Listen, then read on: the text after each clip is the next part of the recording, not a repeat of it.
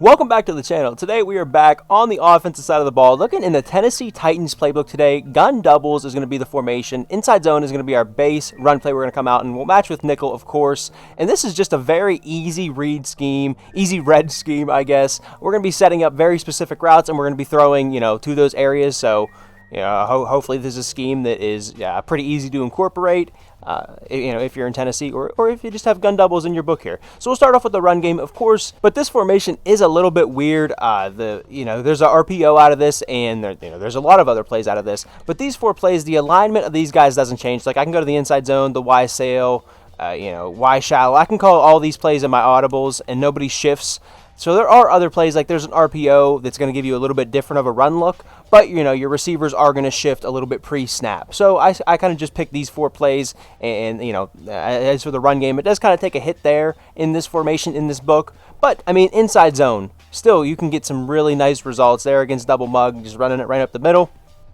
Going to be a fantastic look. So this one you don't get as much user control necessarily over the run game. You only have one out of your audibles here. And of course, I mean, like I said, you can always add more to your book if gun doubles is a little bit different.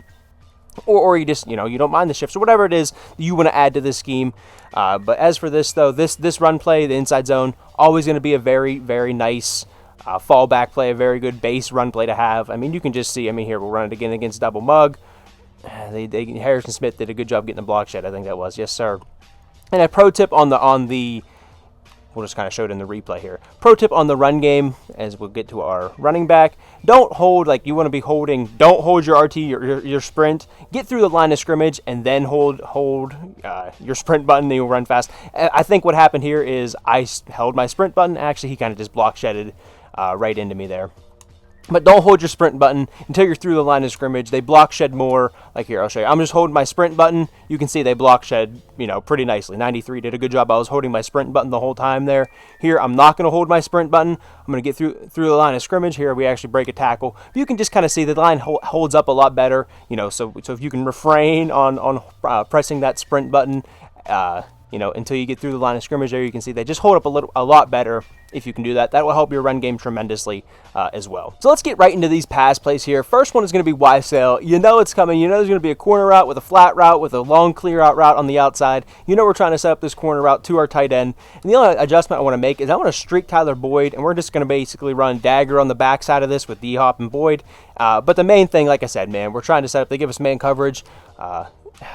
I've been missing those. I think that's on me. I think that's on me with my pass leads. I got to work on my settings and whatnot. But if you can hit that, looks like another zone look here, and that's kind of went into a man look anyway. But that's the route we're trying to hit. Does well against man.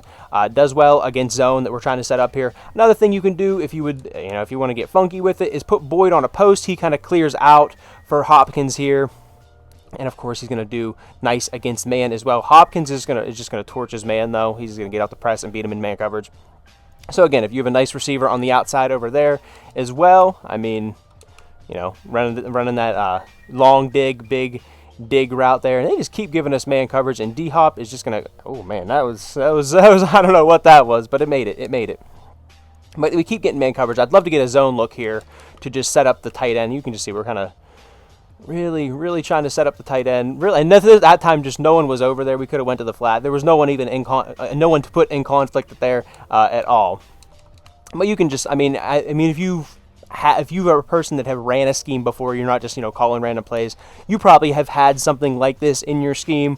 Where you're running Y sail. You're running the sail concept here. You're running a guy to the flat, a corner route in behind that, and then you're trying to clear, Ridley as a clear out route.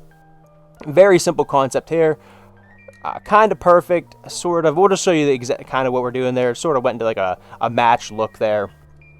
But the one guy that we are trying to confuse, let's get into the right guy here, is this linebacker here. He's going to be the flat defender, and he can't win here. It's kind of the situation we're trying to put him in. If he covers the tight end here, there's going to be. If I can get to Tony Pollard, there's a ton of room in the flat. If he would, drop back with the tight end, you can imagine. Here, he obviously runs down, into the flat. And of course, like I said, this is kind of like a match concept. It looks like here. But that would, you can imagine Harrison Smith even playing like a deep third or something like that. That's going to free up this area of the field that we hit the pass to. So that's pretty much very simple what we're trying to do there with Y-Sail. And of course, like I said, we do have Dagger on the backside, but they're going to give us man coverage, and that's okay. We're going to use, Boyd as the clear out route down the seam, freeing up hopefully D-Hop right there with an easy completion. They're just going to keep blitzing us. So I mean, hey, if they want to do that too, you have routes for that.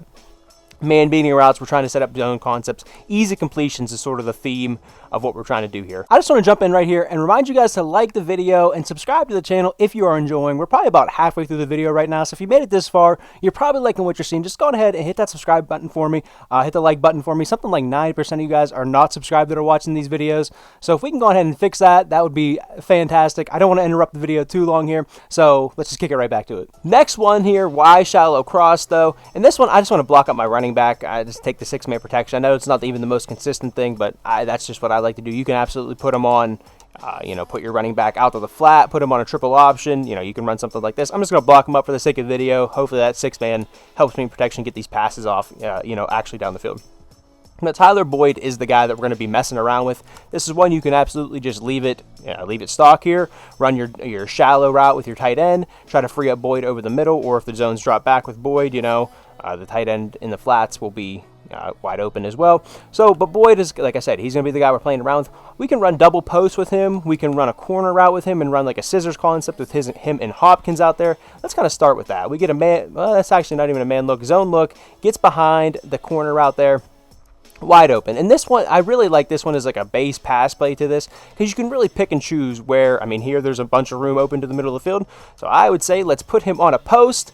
And here they actually run the cover 2 and get back with them. But hey, we'll take our tight end in the flats, a bigger body guy on a corner. You never know what's going to happen, especially with your MUT teams, as these guys get faster and whatnot as we go into the year. Yeah, there's no real saying. Here we're going to hit the post over the middle. Tyler Boyd probably could have caught it and ran.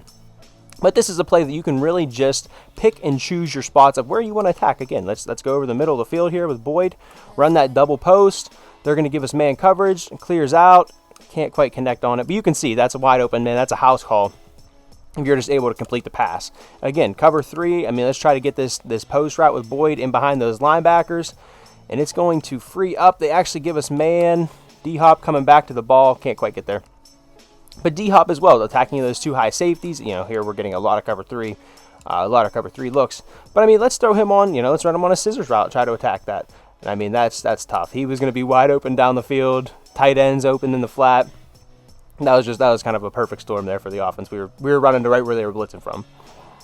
But Y shallow cross, very, very nice play. I like it as the base pass play here. Let's attack those 2 high safeties, run these double posts right at them. And D-Hop is he was just cooking over there. He's ruining the video, to be completely honest. He's cooking his corner over there. I know this is Minnesota's defense too. They're probably not the best example to necessarily run it against, but you can just see the concept of their concepts. The market is the market, and this is what we're trying to do. We're still trying to get to the areas of the field that we're trying to operate into. And you can just see, many ways to attack the defense. I know this is against a computer, a user, something you're obviously going to have to account for, but we're throwing a ton of different things over the middle of the field. Y sail, we could throw our post across the middle of the field, distract the user's eyes. Y shallow, we have a ton of stuff. The tight end, Boyd, Hopkins eventually working over the middle. You could even throw your running back here on a triple option, another thing that just to confuse the user. We're just throwing a lot of different things at them, and they can't cover everything. The more things you're able to do, the better. So PA zone read is the last one. All I like to do, block up my running back. I don't want to get that play action animation. And here we're just running a bunch of crossers and just seeing who frees up here. If he's going to be free, Ridley's open there. And this is really this is about as simple as it gets with the crossers. We're running a couple shallow crossers with a couple deeper guys. Again, block up your running back and just read it out to where, you can just kind of see that. Don't do that. That was horrible. That was. I do that one of those video. I'm good for one of those a video. So PA zone read. Don't throw a pick over the middle of the field right to your opponent. Here probably had Ridley as well, but don't be afraid to take those tight ends. There's a reason they're on those shallow crossers.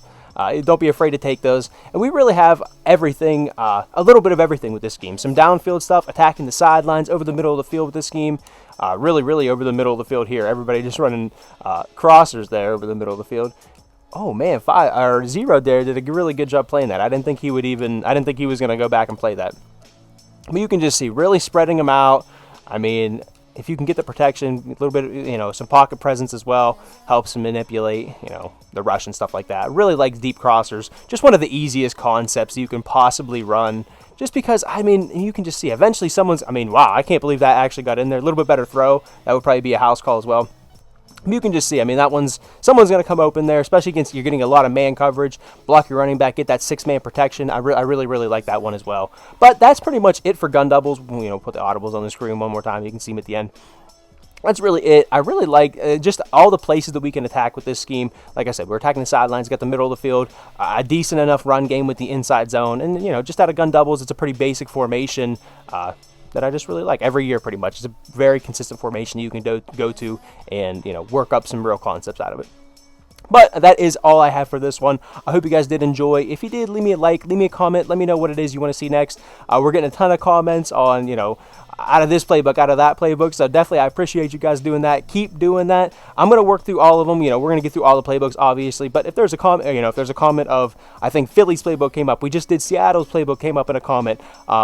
I forget all, but we definitely will move those to the top of the recording list, or if I have it in the works, bump it up the list and get it out, faster than we would do something else. So keep leaving the comments, what you want to see next and all that stuff. And I think that's pretty much it. I've rambled enough here at the end, I think.